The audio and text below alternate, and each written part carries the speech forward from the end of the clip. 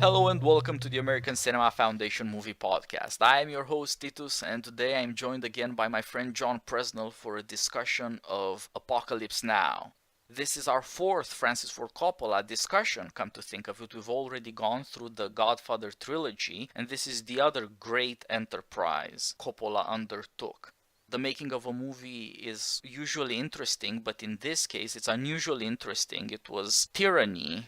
Coppola ruled, and at the same time he was exposed to crisis after crisis after crisis, and his wife shot footage of the making of the movie enough to eventually put out a documentary on Apocalypse Now.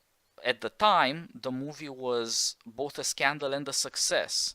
It won the Palme d'Or in Cannes, it was nominated for a bunch of Oscars, all the important ones. It won 2 Oscars for the most obvious achievement, the thing that nobody could deny, the cinematography of Vittorio Storaro, and then the sound. And that's important because at least you have this much agreement. It's a bewitching, mesmerizing movie that sucks you in and you come out 3 odd hours later, not quite realizing what you have experienced. And the movie was also a scandal, as I said, not just because the production was in such trouble, but it was in editing for 3 years. This was a movie shot in 76 that came out in 79, and it was barely being finished at the time. Marlon Brando was a scandal. It was his last big Hollywood role, and it was an ordeal, and his performance is both underrated and misunderstood, or as our late president used to say, misunderestimated. Very good word. Martin Sheen had a heart attack at the ripe old age of 30. He was insane. Somebody got young Lawrence Fishburne hooked on heroin. I guess that was Dennis Hopper. So one insane thing happened after another. And of course, from the sensibilities of civilized people, there were all sorts of buffaloes slaughtered. That's right. That would not fly today. I believe filming in the Philippines made them exempt from animal cruelty laws that govern over the making of films in the United States. Yes, that's indeed. quite a shocking and scene. Also, Ferdinand Marcos, the tyrant of the Philippines, gave them the choppers they needed. He had to keep taking them away because he had an insurgency to fight. There were some revolutionaries in the Philippines, communists, I think. And so that's another Vietnam parallel, but those choppers kept coming back so that they could do their amazing, amazing cinematography.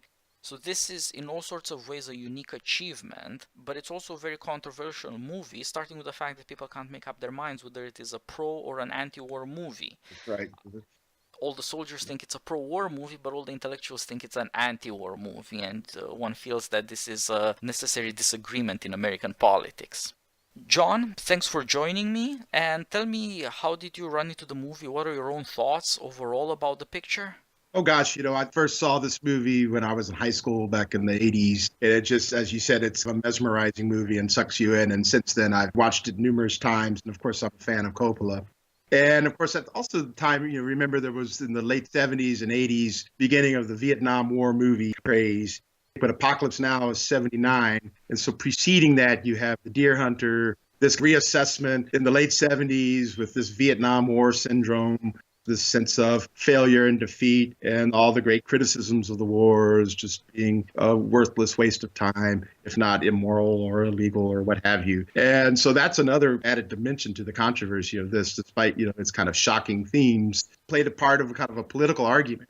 To say this is a movie about Vietnam and to argue about the facts of the case of Vietnam, I think is not really the best way to look at this movie. But of course, it's going to come up because this is Vietnam War. But that's, I think, part of the controversy, too. So if this is a criticism of the Vietnam War, how is it a criticism of the Vietnam War? Coppola gives voice to what you might call more conservative or right-wing critiques of the war, which was that it was never really serious with an object to victory.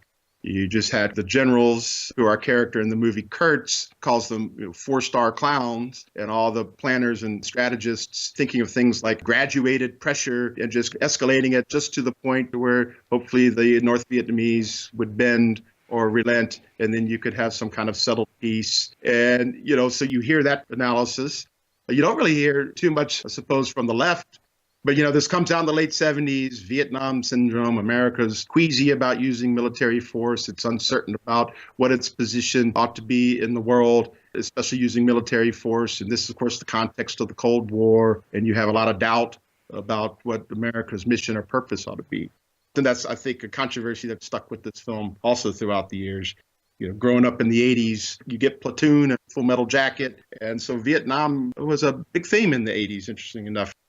At least for me, I read Vietnam War novels, and I think Tim O'Brien's book came out in the 80s. And so that's how I became interested in this movie, and I've just always retained a fascination with it. And each viewing still reveals things to me that I hadn't seen before. Yeah, the 80s were very big on Vietnam. It seems like a generation of Americans was formed with this assessment of what is dangerous or fearful in American character, in American politics. What might there be that we don't see fit to publicize, but we are afraid might be there inside of us? That fits very well with the narration in the movie. We don't just get a protagonist who's in our sights for most of the movie, but he talks to us about what he's thinking and about what he has experienced. As you very well put it, it's not at all clear that he's a left-wing critic of the war. In fact, he seems to be a right-wing critic. And what's more, he's not obviously wrong, or he's certainly not entirely wrong. He is both an expression of America and something to reflect on, because nobody wanted things to turn out the way they did. And this is one thing that the movie captures very, very well. Vietnam got out of hand. Neither the proponents nor the opponents got their way, and nobody seems to understand what happened there after all. What does this reveal, if anything? And so we start with our protagonist, played by Martin Sheen, Willard, who is a captain, back for another tour because Vietnam is on his mind now. He says, when I first served, I wanted to go back home. When I got home, there was nothing there. I didn't talk to my wife until I said yes to the divorce. Now that he's back in Vietnam, he's angry and scared that he's in Saigon and going crazy instead of being out there in the jungle. He thinks that there's something in the jungle he's supposed to do or supposed to find, and that, of course, turns out to be his mission. He's worked for the CIA. There's a man who talks about having killed people up close to have felt their last breath on his face. Although Martin Sheen was young, he plays a character that's quite ferocious. He seems a handsome, troubled man, but is a very serious warrior, and it's not entirely obvious that he's not a monster. In the first half of the movie, he seems sort of a nice guy, you would say, because he has this quality of an innocent bystander narrating his experience. He doesn't write home like a Civil War soldier with the idealism and wit of the times, but instead he's witnessed to all sorts of insane things that shock and scare, but is not the perpetrator. It's only in the second half of the movie that you begin to take him seriously as an agent, and you begin to see what he's doing. His first encounter with the army on his path to the heart of darkness, to Colonel Kurtz, to the mission he's given, is command. He's talking to generals and colonels who give him this mission. So how do you think about the mission he's given and the position of the army, the only time we get to see them speak for themselves? His mission, obviously he's chosen for it. He even speaks of it when the guys come to tell him that he needs to report to headquarters as if they were delivering room service. And he, of course, is waiting for a mission because, as you noted, there's no home for him anymore. He says there's nothing there. And he says he wakes up thinking he's going to be in the jungle, but he's just in Saigon. So there's something about the jungle or the wilderness. While he needs a mission because he really has no place or no purpose. And we find out he's trained to be an assassin. He's worked for the CIA. And so he's brought into this mission. Willard, Martin Sheen's character, tells us from a retrospective point of view, he'd never want to take another mission again after he took this one. So he's learned something and he no longer needs another mission after this. But he's given this mission, I think, because they've looked at his record, the generals and the colonels, and there's an unnamed civilian CIA spook of some sort, I guess, there, who tell him about this mission, about this Colonel Kurtz, who has moved into Cambodia and has begun prosecuting the war on his own terms, beyond any restraints, beyond any self-restraint. So his mission is to, as we're told, to exterminate this colonel, eliminate his command with the famous line, extreme prejudice. That expression derived from the events of something known as the Green Beret affair in 69 or 70 about a colonel who had assassinated independently without any permission some Vietnamese that he thought were spies. And it turned out that they were. course, that plays out later in the movie as well. So this is his mission. So now he has a purpose. And we're not really quite sure of it. As he goes up the river, we learn more about the details of this mission. And we learn more about the character of Willard as he's drawn, he says, to Kurtz to see what's really in the wilderness, that heart of darkness, as you said. Yeah, he is more and more attracted because Kurtz, as you pointed out, seems to be the one guy who's made the decision to win this war, to fight it by any means necessary. Whereas the command he faces, who sent him on this mission and who clearly judge him to be the kind of man you would want to risk in such an affair, they're strangely aloof from what's happening in the war. This captain faces a general who tells him, well, there's right and wrong and somebody's crossed the line, and of course there's always a danger in war. You no longer have the old morality, all the restraints you should have, and unfortunately the better angels of our nature don't always win, pace Lincoln. Right. So America is going to experience something here like the Civil War, in the sense that it will be as deep, as dangerous, not in the sense that it's politically a similar problem. And on the other hand, he's told that he's got to do this. This guy has got to be killed. You have an American officer, incredibly successful, incredibly respected, the embodiment of American military nobility, and he has to be exterminated by Americans. So this is one sense in which it's a fratricidal conflict now. Yes. After this view of authorities that seem shocked by what their control of the war has done, since the war is slipping out of their control, he goes to another military authority where control isn't an issue. And so we are introduced to Colonel Kilgore, the only other man who is his superior and whom he has to obey on this side of darkness. Here you have the most famous, the most amusing part of the movie, right. And the part where Coppola tries his hand at black comedy about Vietnam, scenes and speeches that wake you morally fully and make you think, what the hell is going on here? Yeah, Willard has met up with the Navy riverboat that's going to take them upriver, and they have to get to this cavalry to drop them in the Nung River Delta so they can make up on their mission. When we first encounter them, they're cleaning up a raid they've done on a village where we see the slaughter. We see women and children, people bleeding to death and dead bodies, and just the mayhem of the fire and the bombs exploding and so on. And here's Colonel Kilgore, the Robert Duvall character, just standing out front. He's fearless. He's a larger-than-life character, there's no doubt about it. But what those scenes do is they point out part of what's going on in this war is that if you're fighting an enemy who is hiding among school children, then you're going to have, I don't know when the term was invented, it might have been Vietnam War, you're going to have collateral damage. The euphemism for schools getting bombed and women and the elderly being caught in the midst of this brutal war. It's a useful reminder here at the beginning. I don't think there's any comment of it. There's some interesting scenes when we first encounter this. First, in a Hitchcock manner, Francis Ford Coppola himself, as some kind of television journalist, giving directions to the soldiers. Don't look at the camera. Act like you're fighting war as they're running across. Later, we see that there's the middle of a mass going on, and a priest is right in the middle of this battle. He's leading a mass as they go into the Lord's Prayer.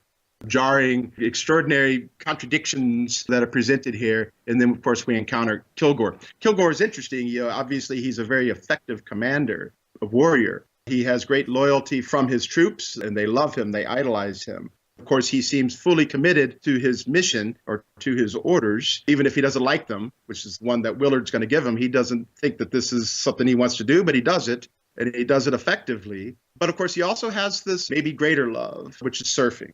And turns out that with the crew that Willard's going to be with is Lance, the great California surfer. And all of a sudden we see here, Kilgore idolizes Lance, who we were told probably had never shot a gun in his life. He's just a California sunny surfer dude. Here we have this great warrior who all of a sudden is somewhat obsequious to Lance in his praise and admiration of his ability to hang ten or whatever it is he says about surfing. Part of doing these raids is to find good beaches where there are good waves. And so he's a complicated character. This effective warrior with great command skills, his troops love him. And maybe they love him because he likes to surf, but I think they also love him because they know that he's going to lead them well. But he has this other thing for surfing. It's an interesting contradiction, like the mass in the middle of the battle, or the director of the actual movie is playing a character directing the soldiers. And here we have surfing and war. Coppola signals very early that this is not going to be the sort of story where the tough soldier is some kind of fascistic caricature. This guy is all of American freedom, all of American manhood, rather. Right? He's tough, he's funny, and he loves surfing. Who doesn't? Everything that's supposed to be freedom and activity, he likes it, and he loves war. Mm-hmm. And this air cavalry, they don't wear their helmets. They're that contemptuous of death. And clearly they took this quality from the man who stands up when other people crawl under fire. They go into battle, of course, blasting Wagner's Ride of the Valkyries That's right. to scare the enemies and to encourage themselves. And this shows a couple of things. Of course, there's a suggestion there that there's something nihilistic about what these Americans are doing here, because the war is fought in such a way that they don't have an objective and they don't know what victory might mean so that they can get back to peace. They instead fight war for fun. At this point, fighting a battle just to get to a beach might be the best use of your time and resources. This is the first taste you have of how strange things get. War has escaped political control. These people are fighting war for the hell of it, and they enjoy it. This guy is the devil in his hell. He loves the smell of napalm in the morning. That's right. Burning people until there's nothing left of them. Well, he even dresses with his 19th century cavalry hat, and he insists on the bugle boy. He wants to harken back to these kind of older images, a certain romance to fighting war. One of the early scenes with the air cav in the midst of battle, we get a glimpse of maybe what the Vietnamese are thinking about this, because there's a helicopter that lands and a young woman, just looks like an innocent Vietnamese woman, runs up to the helicopter and throws her hat in there, which happens to contain a grenade. And so we see here that the Vietnamese, including their women, are going to fight these invaders as they see them to maintain whatever it is they have for themselves. And so they have a real enemy, even young women do, and they know what their object is, and they're willing to die for it if need be. Whereas the Americans, it's unclear. They're effective at fighting these, clearing out the space. You bring in the napalm, but what's the end of this? Kilgore does tell his soldiers, someday this war is going to end. But what is the end of this war? Is it just ending? Is there a purpose for this war? That we're not hearing too clearly. Yeah. The man regrets the notion, the way he talks about it and then he leaves. He would like the war to go on forever. It's the only fun thing there is to do while you're alive. And the Vietnamese recall, in a sense, America's greatest, most famous enemy, the Japanese, who practiced kamikaze. But as you pointed out, at this point you no longer know whether the women or the children are enemy combatants or in some ways involved in the war. The distinction between the innocent and the weak on the one hand, and on the other hand the enemy and the strong, is meaningless in Vietnam. Nobody can figure out things, and so you do see this chopper getting destroyed. The Vietnamese have no real weaponry technologized enough to fight the Americans, but they do these other things that shock us. And of course, it's worth wondering what's more monstrous, women throwing grenades into choppers, or on the other hand, napalming entire forests into oblivion. Everybody is turning out to be less human than they thought they were, and everybody is of course fighting this war for a noble purpose. The surrealistic character of this first scene of war suggests that the world is out of joint. You can't tell a pretty story about this, whatever you think. It's not going to be a case of principles prevailing over reality. Reality seems to have warped all principles, and God and man and beast are mixing continuously. And so Willard gets the help he needs to go up the river, and he takes these men and their patrol boat with him onto a mission they don't yet understand, but which is going to make this early episode seem tame by comparison. The man he takes with him, Corporal Lance the Surfer, wouldn't he have been better served staying with the obviously insane but fun-loving Kilgore? As he goes up the river, he gets more and more insane and eventually is drafted into a full-on insanity cult. Yeah, that's right. Lance is one of the only two survivors at the end. Lance is a very innocent LSD tripper, and Colonel Kilgore with the air cav tries to recruit. He gives him a pair of shorts with the air cav there. He won't let him go. If Lance wanted to stay, Kilgore would just say, if you want your boat up there on the Nung River, right, we're keeping Lance here because we got to do some surfing. Kilgore is able to gain this great loyalty and love of his troops. And there's the scene, they're at the campfire, and all the smoke is billowing, and they're cooking the meat. Kilgore, of course, is strumming his guitar. The battle is over, and our narrator, Willard, tells us the more he tried to make it like home with beer and steak and music, the more the boys missed it. This is not going to be conducive for their willingness to ultimately do whatever may be needed, required militarily to win this war. There's that ambiguity there of what are you fighting this for? I mean, if you're serious about this war, you need to think about even how, while you need your soldiers' loyal support, you also need a certain commitment to this mission. But nobody seems to know what the mission is. Although the audience surely is aware of America's purported reasons for being in this war in the context of the Cold War and upholding the Republic of South Vietnam against communist forces in the North, preserving some kind of democracy and liberty. That kind of language, political justifications for the war, is not very much present in this movie. And so these boys just want to go home where they can go surfing. I think we were talking one time and somebody had posted maybe it was a Renaissance painting of Achilles with his lyre, right? And that made me think immediately when I saw this picture of Kilgore with his guitar, right? He's not an Achilles figure, but on the other hand, he is aloof from the war, right, in many respects. Here you have this multifaceted character, a great warrior who also can sing songs and poetry. Yes, this warrior troubadour comes up short in Willard's estimation, because what is he gonna do? What is he doing this for? So Willard has to continue precisely because he wants an answer to this question. What are we doing this for? He actually believes in the war in some strange way. It's strange because he is obviously aware of how insane everything around him is, but nevertheless he would rather have the war won, and he would want to be part of it. The only reality for him now seems to be the war. And as the boat goes up the river, you see these stranger and stranger things happening. One day they make the mistake of going off the boat, and a couple of them are almost eaten by a tiger coming out of the jungle. Great scene, and it's a good symbol for the terrible danger and the predators that are hiding somewhere outside of your sight, which of course presages the fact that later two of the crew members will be killed in sneak attacks from the shore because they're really not aware of what they're getting themselves into. Their enemy, however, is more like the tiger than the Viet Cong. Now, there's a similarity between the Viet Cong and the tiger in that they're hidden. They come out of nowhere. They attack you by surprise, not by dominant technology. They hide in the ground. They don't come out of the skies. But there is something stranger still. There is something that makes the Viet Cong seem comprehensible, part of our normal understanding of war. As he goes on, people seem to be less human. The boat ends up at this bridge where a unit of American soldiers, stoned out of their minds, without any leaders, seem to be fighting invisible enemies, and this bridge they have to keep building for a certain political purpose. Right. The enemies keep blowing it up, and it gives this image of a war that has no purpose, is essentially repetitive, except that it wears down the humanity. These soldiers have confronted this purposeless and incredibly dangerous task, and apparently they've come to the conclusion that it's better to be insane than to be sane when the world goes insane. So they're forever drugged.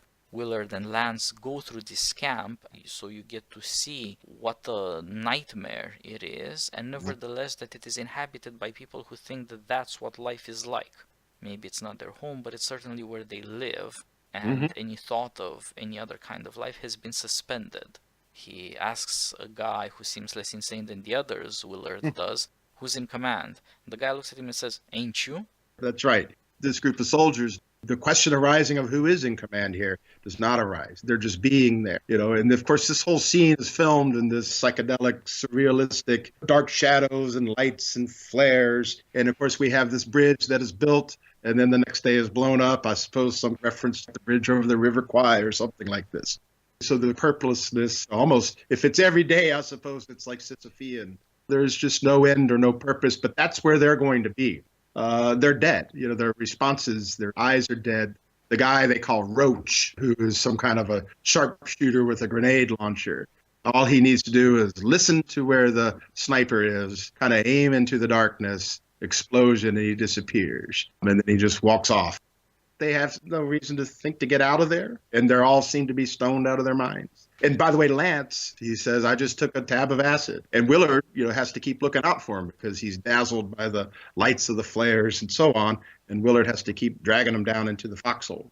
Yeah, so he could end up dead, or just one of these guys there, drugged out of their minds. And you see that here the war is really presented as a nightmare. It's not that there's so much violence or destruction, it's that human beings have stopped being awake. They can act out the war without ever being conscious of what they're doing. They have surrendered their humanity because they couldn't find any way to protect it. It's not even their lives exactly that are in danger. They might continue in this kind of walking coma. And their commander went up the river before Willard on the same mission to try to assassinate Kurtz. And so they go back to their mission with some new supplies and with an increasing awareness of how strange everything is getting. And as they go up further, they run into a boat of natives, Vietnamese it would seem, who are... We might be moving into Cambodia at this point, right? Of course, illegally, but this is his mission because that's where Kurtz has taken his war. And this is the first time we see Willard act in ruthlessness. He tells his patrol boat to let the people go, don't bother with that boat. But these guys want to do their duty to do patrols on the river. And one insane thing leads to another, and they open fire on the 3 or 4 people on that boat. And most of them are dead, but there's one woman who is injured. She seems to be dying, but not dead.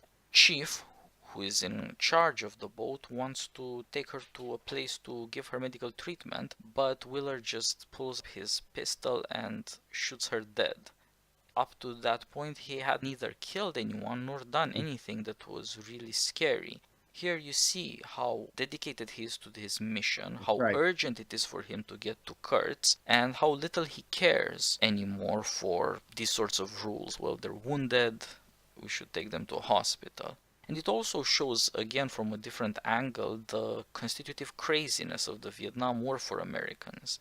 The guys who open fire and slaughter these people for no reason also want to treat the wounded and maybe save their lives. Whereas the guy who had no interest in getting involved is the one who kills the only survivor. Of course, I suppose if he explained the facts, what his mission is, this would make it more difficult even for him to get ahead. But, he tells the chief, just keep going, right? The mission is paramount here. And like you said, he's going to do his duty. But doing his duty leads to this sequence of events which mirror the woman who throws the grenade in the helicopter. Here we see another woman on the boat running towards a basket. But in this case, it's not a grenade. It's just she wanted to save her little puppy. So Willard says, forget this. You had mentioned before in our earlier discussion, kind of a mercy killing. And it's ruthless, it's cold. And Willard himself says in his narration that the men on his boat were never going to look at him in the same way again. But the mission is paramount. So this commitment of heading towards Kurtz is coming into clarity for the viewer, even if the crew on the boat is not as clear about it. And of course, as we travel up, we have prior to the bridge scene, of course, is the famous Playboy Bunny scene as well. They stop to get some supplies, and here this base is not under attack. In fact, it's planning for a big dance party with some Playboy Bunnies for the USO to entertain the troops. Once again, I suppose this kind of reminder of home, and of course, the lack of women. The only women we've seen, one throws a grenade into a helicopter, a Vietnamese. So we have these Playboy centerfold images now in the flesh, dancing for hundreds of soldiers who have been with nothing but men for months, if not years. Here, we don't have any threats, as you had with the Tiger, and potentially at the bridge. This is time for rest and relaxation, but it's a distraction, and perhaps it could be a fatal distraction. So you get these two visions of America that are dangled in front of the troops and to which Willard himself is immune. The first one is the bonfire party and that California freedom that Kilgore puts on, which is all about brotherhood. It's about men. This one is all about sex, about eroticism, about this desperate desire for these girls who are just there to do a striptease show. And of course, when you see that they have this vast audience of pent-up soldiers, you begin to see how shocking this really is. And of course, it actually happened. This was really done in Vietnam, which again testifies to the fact that the army wasn't really sure of what they were doing, and they were nuts more than occasionally. It wasn't just Bob Hope showing up That's to do jokes. Sometimes there were playmate shows. Good for morale, I'm told. yeah. In the story you see how insane it is and what a difference there is between the two scenes. In this case, the image of the beautiful, these beautiful women, the guys get possessive. They want to put their hands on the girls, and so a riot starts, and they have to take the girls out by chopper. Whereas in the other case, there had been only calm and peace. That's right. The men were united and they liked what they were doing, and worship of beauty there was this beautiful striving of surfing, Right. not erotic desire. The only getting grabby there was upside down. It was Colonel Kilgore in a chopper trying to fly to get back his surfer lance from Willard. But now, after the murder on the boat, Willard is getting to be in command of the boat gradually, Right. fighting it out with the chief. And they are already past the limits of even war.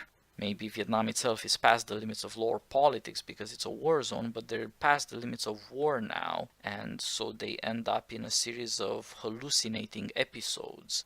First, they find this abandoned base where they look for supplies, and instead they run into these playmates again. And this horrifying scene unfolds here, intercut with strangely tender moments. In this scene, we see another side of Willard. While Willard is no doubt only at home in the wilderness for the jungle, which is no home, and we're aware of his past actions, and later we'll see him as somebody who can just engage in stark, ruthless actions if need be, such as the mercy killing of the Vietnamese woman.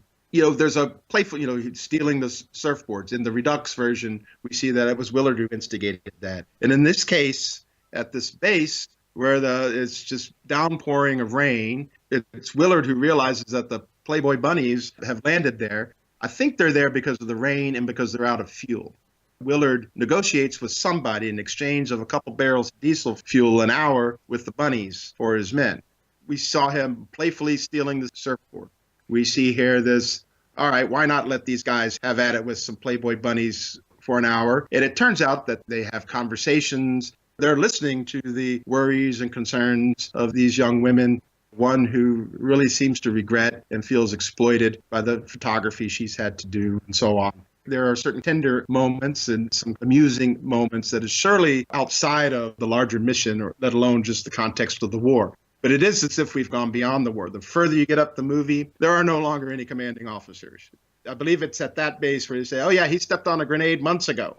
Like you said, at the bridge scene with the drugged out soldiers who were just walking in a dream. Well, I thought you were the commanding officer.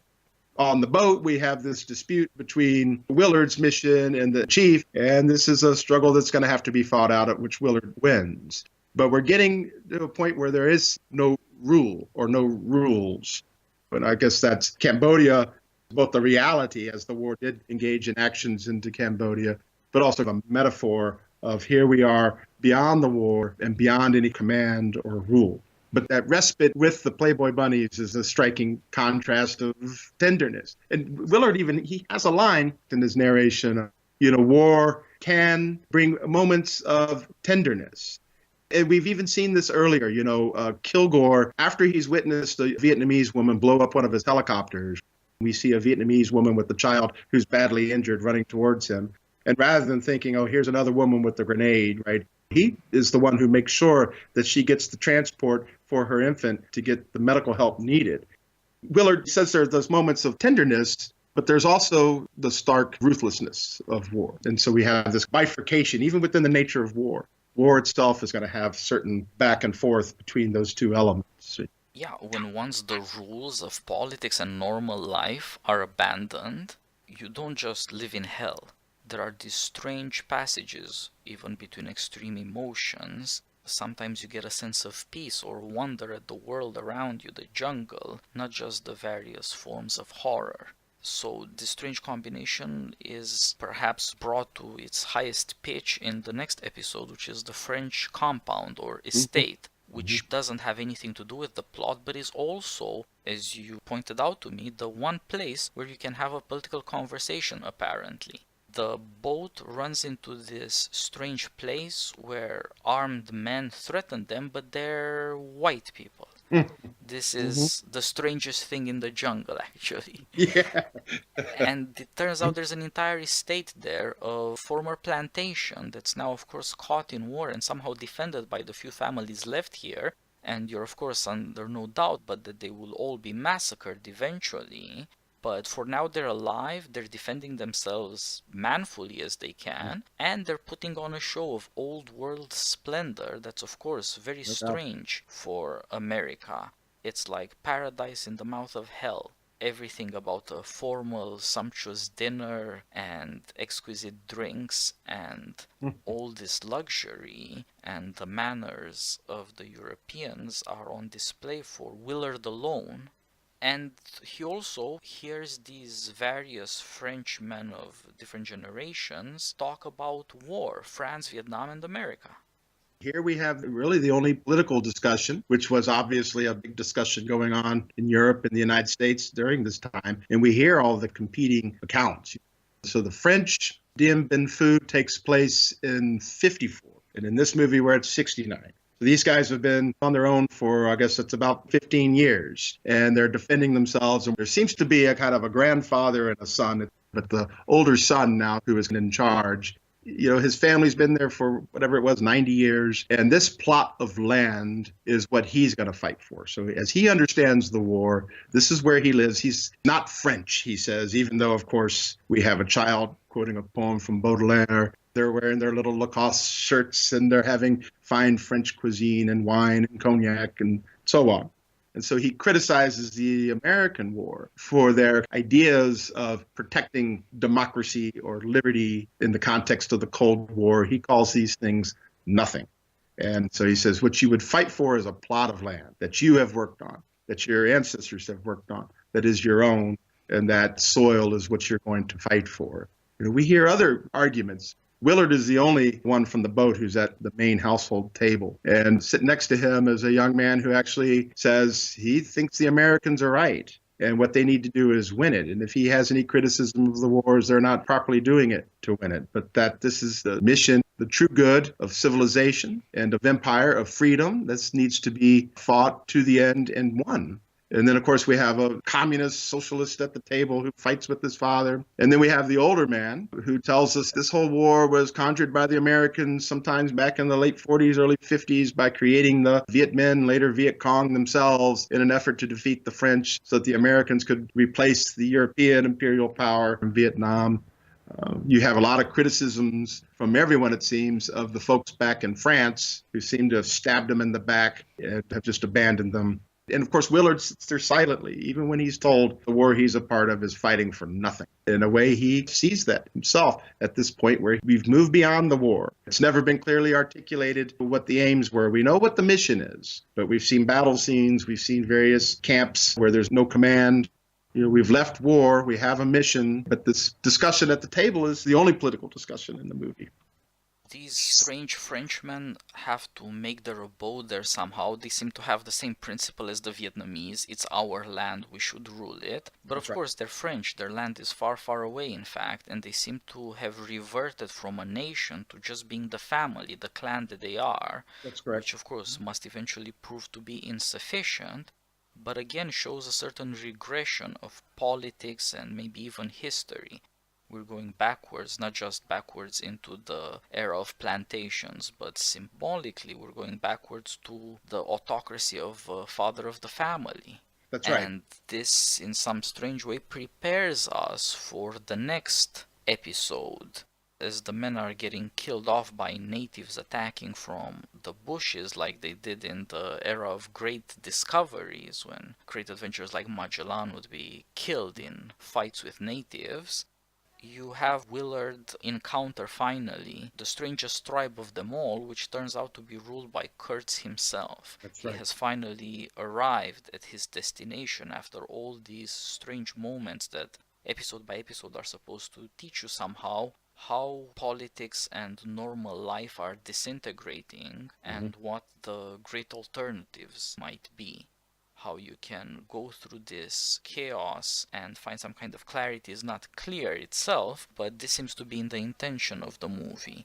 And in one way, Kurtz is so important because he's the only man in this whole movable chaos that seems to have made up his mind and to be able to act on what he has decided. And he is a strange spectacle of the noblest thing in American military having turned into the most shocking and in certain ways the basest.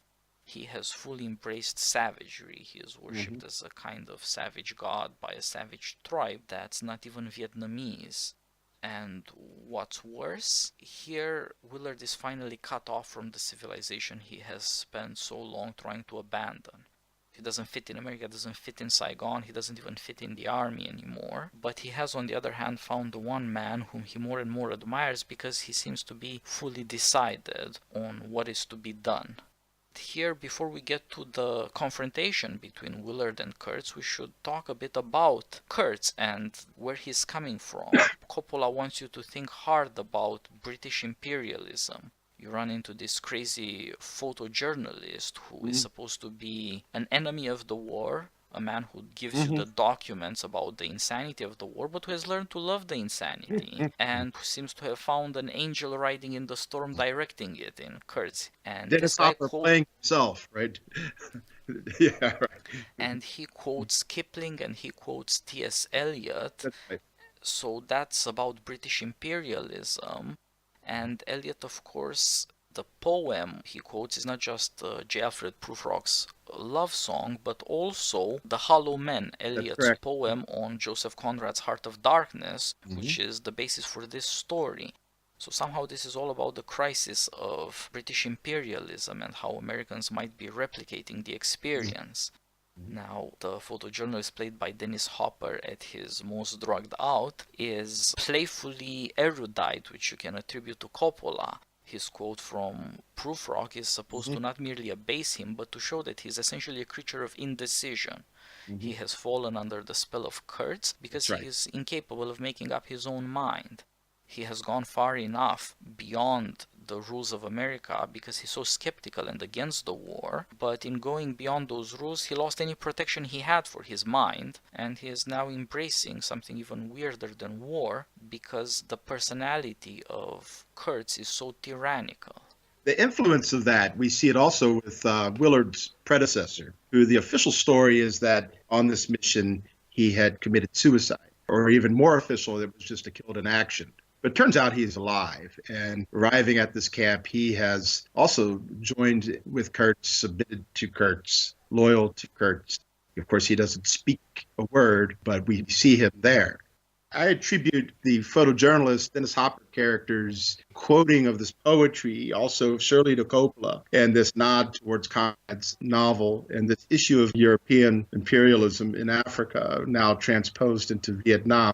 Kurtz himself is a reader of Eliot, and I suppose he's also been reading Kipling. And so we see these allusions to T.S. Eliot. And as you said, The Hollow Men has an epigram from Conrad's Heart of Darkness. So, apart from the structure of the movie, following the skeletal plot of Conrad's novel, we're giving these indications.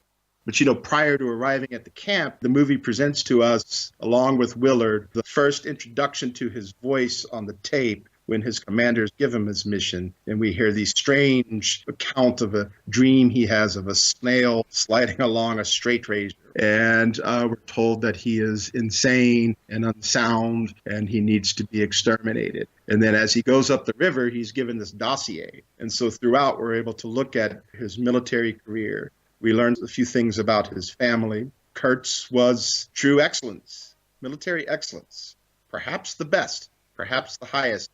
Willard tells us it was perfect. And he came from a military family as well. He was third generation West Point. But his experience in Vietnam changed him. He wrote reports that got straight to Lyndon Johnson, we're told.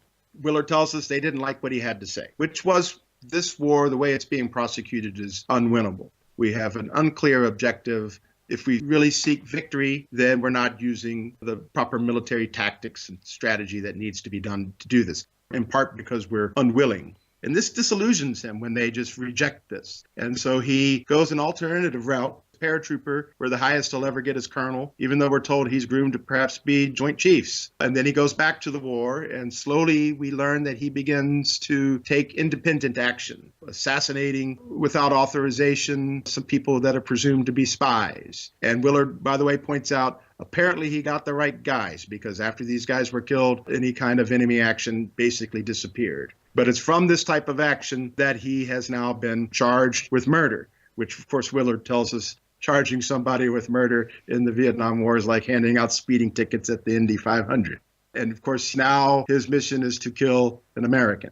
We learn a lot about Kurtz. We see his affection for his son in a letter where he says, don't tell your mother about these things that are going on, but you need to understand my methods. So he has a concern for his family. He hasn't become completely inhuman or brutish, but what he thinks in terms of the jungle, what the jungle requires to fight the war beyond the war is going to lead, as we see when we get to the camp, just the most grotesque brutality. There's bodies everywhere, heads everywhere, crucifixions, blood everywhere, as well as with this loyal group that worships him as if he were a god, as he sits in his cave and reads T.S. Eliot and gives out his taped missives, I guess, over the airwaves, trying to explain what he's doing.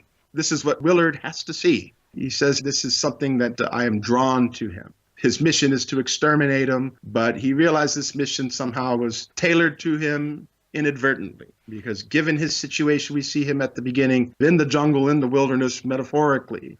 Well, then he needs to see what it is that you get when you get to the heart of it, the heart of darkness, as it's presented in the film, borrowing from the novel. Yeah, in the Joseph Conrad novel and in the T.S. Eliot poem it inspired, the problem is that Europeans have become hollow. Kurtz is the very model of a modern gentleman, but as an agent of imperialism, he turns out to be driven insane by means of greed and the exploitative character of the rule he is furthering, and eventually completely loses any trace of his humanity. And Kurtz seems to be undergoing a sort of similar self-destruction.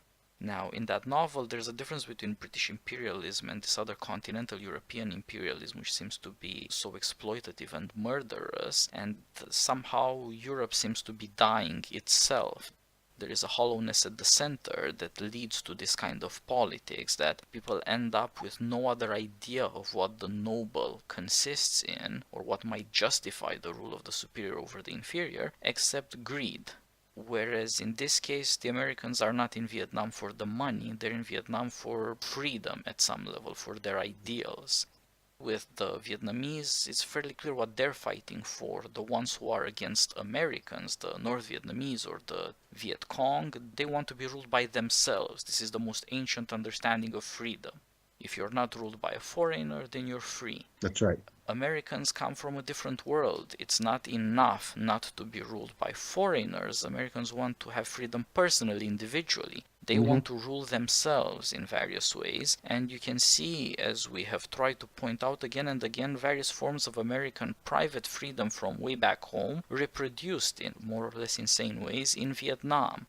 Americans have brought their way of life with them, just like they have brought their way of war. It's very technological, and it's about being free from the land.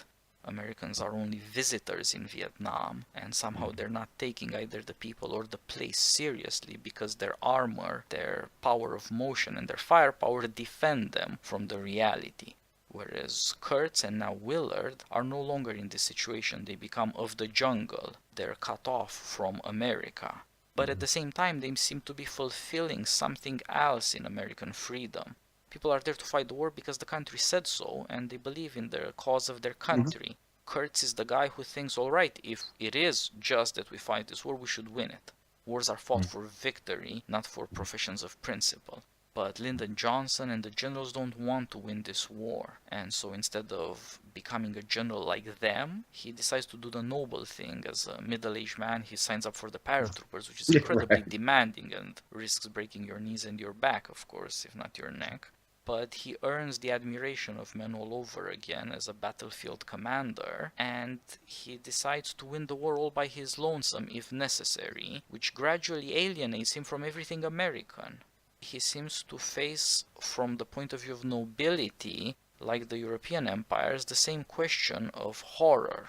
He says about himself, in explaining to Willard what kind of man he is, or what he has become rather, that one day he was with the special forces doing a typically American humanitarian mission, inoculating Vietnamese kids against polio. Right. And then some villager comes and tells him, "Come, you've got to see this."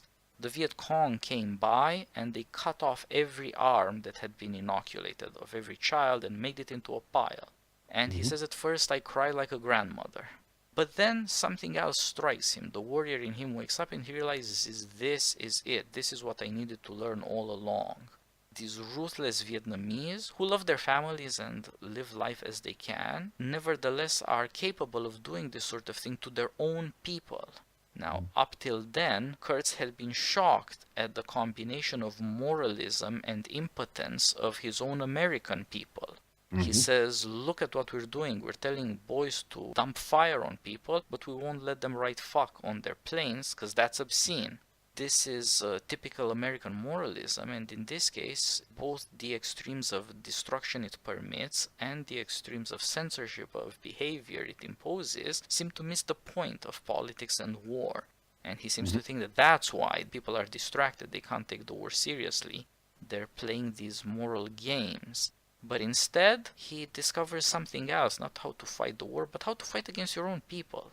The Vietnamese are willing to slaughter their own, no problem. And he realizes that this is the thing that he must learn himself. And so he says that you have got to make friends of horror and of moral terror.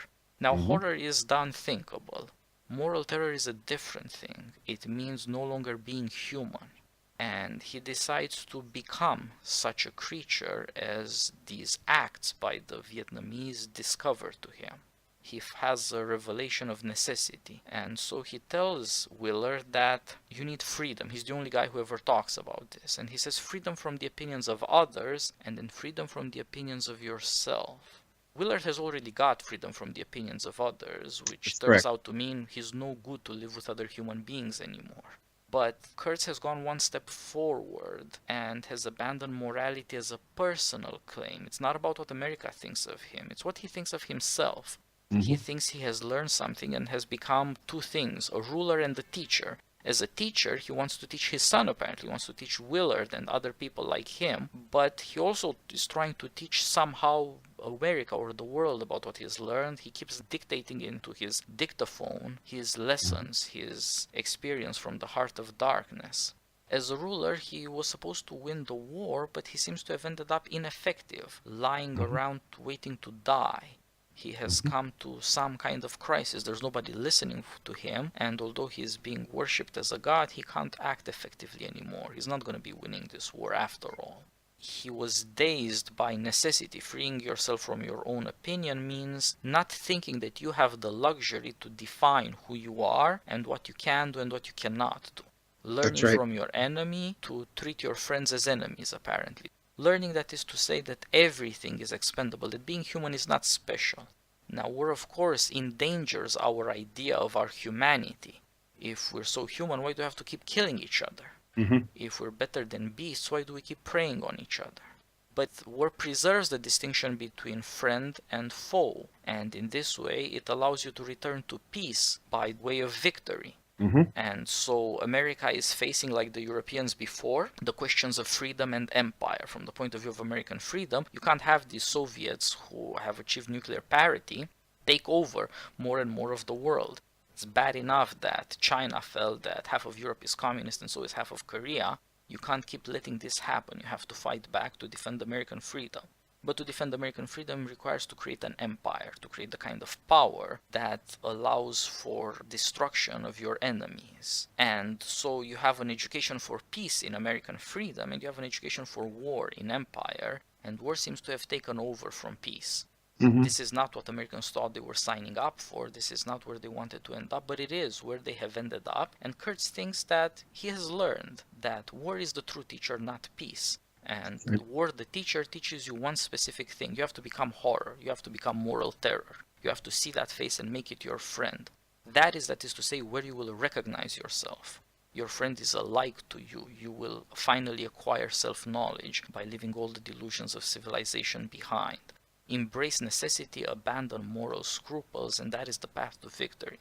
But instead, Willard sees that it has led Kurtz to this strange disease of the soul that is leading him to die there, alone, unable to talk to anybody anymore. And so all of his humanity has been withdrawn from him. He cannot communicate anymore. He does not cease to communicate, and he wants Willard to kill him after a certain point. So he's going to offer himself up as a sacrifice. This God will be sacrificed by this stranger. At the same time, of course, that the folks outside are sacrificing the animal, the water buffalo. And then the point here is for Willard to see and tell the truth without the moralism, which, of course, Kurtz sees simply as lies, right? Because the moralisms obscure the horror, as you say, which is the nothing at the heart of darkness and the necessity of war requiring you to do the most ruthless and brutal acts, such as chopping off the little arms of children who have been inoculated. The pretext that we're doing something good by preventing polio, or that needs to be eliminated. But in this way, he has kind of gone beyond almost any justification for the war, which can even be turned upon one's own people. But perhaps these communications, Willard will go back. What is he supposed to tell the son about the horror? How can one live with the horror? How will this prevent the hollow men, right? This kind of emptiness. Kurtz speaks of without judgment. My actions are without judgment. There is no standard of right or wrong or good or evil that one can praise or condemn. One only has oneself, the basis to make decisions, and that self is, in the natural self, is the self of the jungle, and that's eat or be eaten, that's fight, that's war, and one must do what is needed. And so here we have, without judgment, so there's nothing, no standard towards which you wish to live. So you have no guidance in the choices that you're making. And you have no standard perhaps for self-improvement or self-transcendence to acknowledge faults and try to improve. That disappears. But rather than just wallow in or be satisfied surfing, right? That could be one example of just the kind of satisfied consumer of modern American life and no judgment, right? Here, in the context of no judgment, there's still this mission of somehow self-overcoming in the face of terror. Truly, right? In other words, can you look at the terror and still have some ambition for greatness? But this would require some superhuman quality. Kurtz becomes like a god the more he becomes like a beast, and he ceases to be human. And Willard acknowledges this. So Willard is tempted, but he is not going to become like Kurtz, although he is going to participate in Kurtz's plan to have him killed. Kurtz offers himself up as a sacrifice. Willard tells us, everybody wanted me to do this. Obviously, my commanders want me to do this, but Kurtz himself wants me to do this. Do I want to do it? He's going to do it. Is he going to continue with the mission to provide this teaching of the horror that maybe Americans need to know to confront? Will he even be listened to? Will he sound like he's just a madman? That's how the commanders see Kurtz, which he is from the context of ordinary morality. He's moved beyond those standards of good and evil. So it's an ambiguous ending. We know the hollow men, you have that ending. How does the world end? Not with a bang, but with a whimper. In the Conrad novel, we learn that Kurtz there wants to just exterminate all the brutes. So at this point, just absolute annihilation, genocide. And in the movie, we see a manuscript that Kurtz has been working on where he writes, exterminate them all, drop the bomb, right? The hydrogen bomb or something like this. That's a bomb that's like a whimper as opposed to just ordinary thermonuclear weapon. But that's kind of an inauspicious ending to everything. Where Kurtz has led him in the horror, there's nowhere to go. How can you say just exterminating human life? Sure, it's going to end in a whimper, but you can't live with that kind of horror, I think. At least that's Willard's conclusion. But he's learned something, obviously, from Kurtz, for sure. Yeah, he seems to, at some level, survive this horror, but as you pointed out, it's not at all clear what he could possibly say we look to Conrad or to Coppola to deliver this moral teaching in a way that makes people somewhat more serious. And Willard is so useful as a narrator because he is much closer than any of us normal people to Kurtz's own point of view. You can't go off fighting wars and then not win them. It's more insane to not want to win the wars than it is to start them. And so he has to confront the fact that if you go beyond a certain point, chasing this kind of necessity that you think means you're going to be the winner, it dehumanizes you. And he manages to walk back from that without becoming worse than he was to begin with. He had already murdered. He was a sinner, to say the least. He was stained by blood, and he has done it again, but there's some degree of justification and of excuse for his acts, and he certainly refrained from becoming Kurtz. Of course, when he murders him, the tribe now worship him as a god. That's right. And that temptation is there. Maybe do what Kurtz failed to do.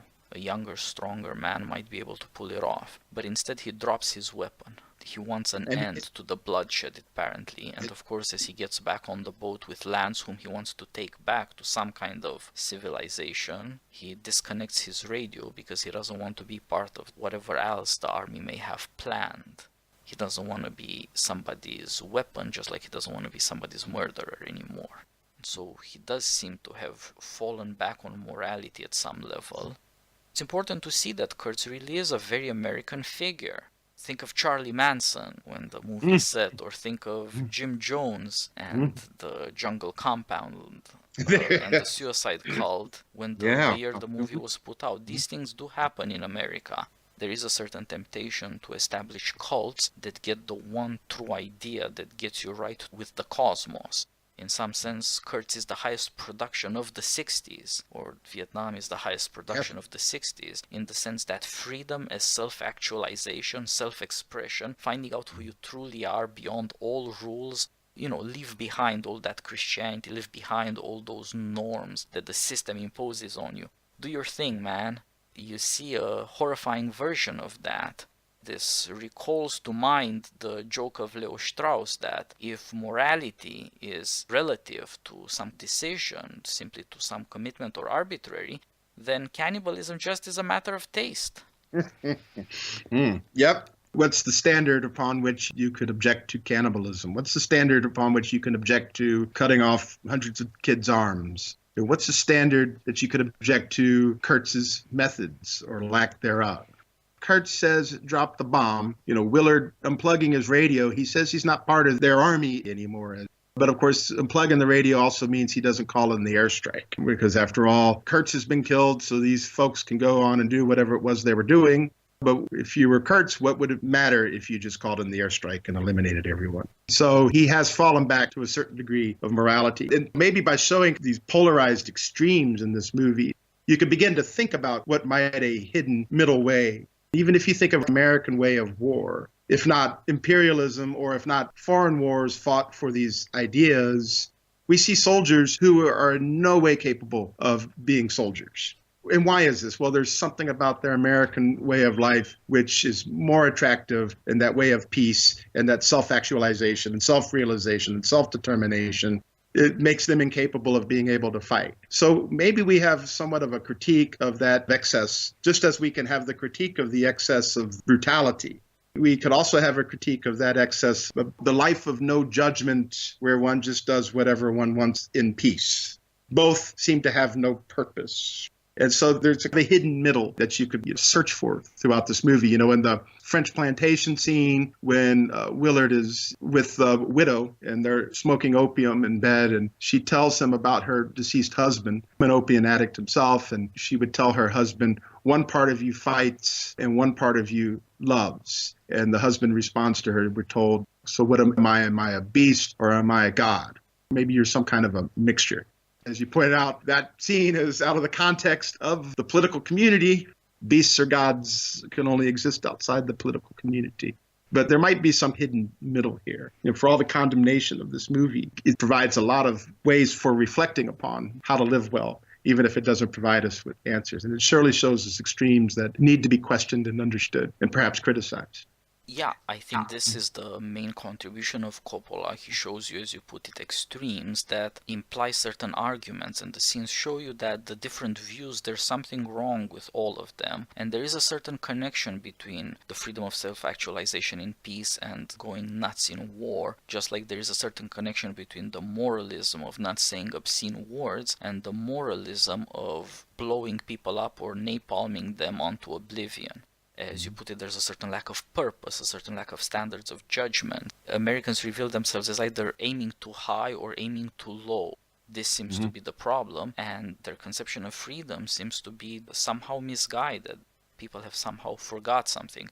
And of course, this is Vietnam set in 69. This was the collapse of liberal confidence in America right after it had reached its peak. This was supposed to be the revolutionary America of JFK and LBJ, of the Great Society, and That's of right. course it New turned out frontiers. also Vietnam. Yeah, and it turned out that the new frontier was horror, and America recoiled, and somehow the country has to square with what was done, with the successes and the failures, with noble intentions and with horrifying deeds, and maybe get some sense of moderation. Maybe find some way to avoid these extremes of war and peace, of moralism and immoralism. You're mentioning about Manson or Jim Jones and cults and so on brings to mind also just the use of music in this film, which begins with The End by the Doors, the song, and of course ends with the soundtrack playing The End by the Doors. Here you have a band from the late 60s, kind of quintessential countercultural hippie band. Not necessarily so much of a peace and love band, but surely a countercultural band, and one that was surely popular. They were number one hit with Light My Fire with the peace and love hippie crowd as with anyone else. But this song about the end, the beautiful friend, the end, which goes into this, I don't know if it's in the movie, but the long excursion and this kind of Oedipal, father, I want to kill you, mother, I want to, yeah. And so we see Jim Morrison setting up a cult for himself. And by the way, just mentioning Apocalypse Now being fascination in the 80s and Vietnam movies, The Doors had a resurgence. Their Greatest Hits album, which came out, I think, in 81, sold more than all their other individual albums, I think maybe even combined. So a cult had developed around Jim Morrison, right? I mean, some of it's laughable, perhaps some of it's a little bit unfortunate what happened to him, but not surprising in the slightest bit. And his freedom led him to ODing in a bathtub in Paris. There's things, some commentary, like you said, Kurt's a natural result of the 60s. There's something there that back to the movie, Lance the Surfer. He's willing to join this cult, just as some kids joined with Manson, and whole groups of people, not just kids, flew down to Guyana with Jim Jones, all of which seemed to have some death cult because they saw some emptiness at the heart of things as they saw it. They were going to do whatever was necessary, even just the Jim Jones analogy, revolutionary suicide. That's the action. It's a bleak vision of things. And I don't think Coppola is endorsing it all, right? He's just pointing out this tendency. Yes. And that's the danger, though. You present that, like Morrison. How many young men look at Jim Morrison and listen to his music, inspired by it, and begin to model themselves out of it with the sex and the drugs and the other more risky behavior? They have ruined their lives kind of just following that. There's something enchanting about it. Coppola, I don't think, is endorsing this at all, but it sees it as one possible outcome of it. Exactly. This seems to be simply part of American character. It's a temptation. It's an excess of freedom that leads to destruction, and you can't get rid of it. And Coppola apparently thinks that you shouldn't ignore it. You should be able to face this stuff. At this level, it's hard to judge whether he is right, but he's certainly very good at showing what the problem is. Yeah, go from surfing to cults and maybe back again. And this does happen in America. Vietnam is seared into the national memory to an extent, but the 70s were written out of the national memory. That's when for all sure. The free love and understanding and peace of the hippies turned into the craziest drug-fueled decade in American history. And the country in some sense has gone back to normal, but in another sense has refused to see what there is to see, whereas Coppola seems to have been, at the time in the 70s, completely focused on what is happening to this country, what are we doing, and why is this coming out of us? That's the whole point of Heart of Darkness, that the hollowness has to come from inside. The corruption of nobility to turn into some kind of monstrosity has to come from inside, because it is a case of the Goliath, America, losing to the David of Vietnam. And Americans never see themselves in that way. It's only in a story like this that you see what this massive power looks like, that it can bring hell on earth and reign there. The movie is not really pro or anti-war because it's about what Vietnam meant for America and why it came out of the American character in those circumstances. I could see where veterans of the war, have good reason to be offended by this movie because surely the things that they did and the sacrifices they made and the dead deserve a treatment that shows their valor, their honor, and their commitment and their skill. That's not something we see in the movie. Of course, this is Hollywood. That type of film made in the context of Vietnam is not something you see too often. I believe there's We Were Soldiers. Was that a Mel Gibson movie? I understand and agree with, from the point of view of the veteran, their criticism of this. But Coppola did not mean to offend, whatever good that may be. He was trying to point towards general mood and attitude about America in the late 70s and these themes about freedom and empire and how can you maintain these things and these extremes that Americans seem to go to in their freedom and how they understand it. And like I said, if you look at it, you can begin to ponder about what would be some kind of missing middle that would be appropriate. Yeah, you're absolutely right. And in a certain way, the movie does seem to reproduce the American attitude.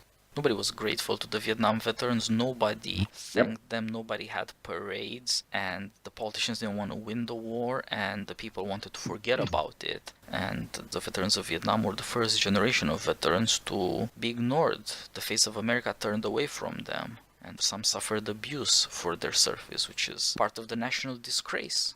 Sure it is. The times when you hear Willard say the generals are just clowns and they're going to give the whole circus away, you hear a certain kind of resentment against the incompetence of politics and public life in America that surely is justified. That is exactly what happened. Kurtz goes further and he says to Willard, "You're just an errand boy collecting a bill for grocers. That's right. You people are just in it for the commerce. You're thinking in money terms. You're calculating without any regard to the morality and the horror that are actually at stake here." And there's some justification for that attitude as well. But yeah, you're right. The ones who end up slighted, however involuntarily, are the veterans. And this seems to be something Americans just can't fix.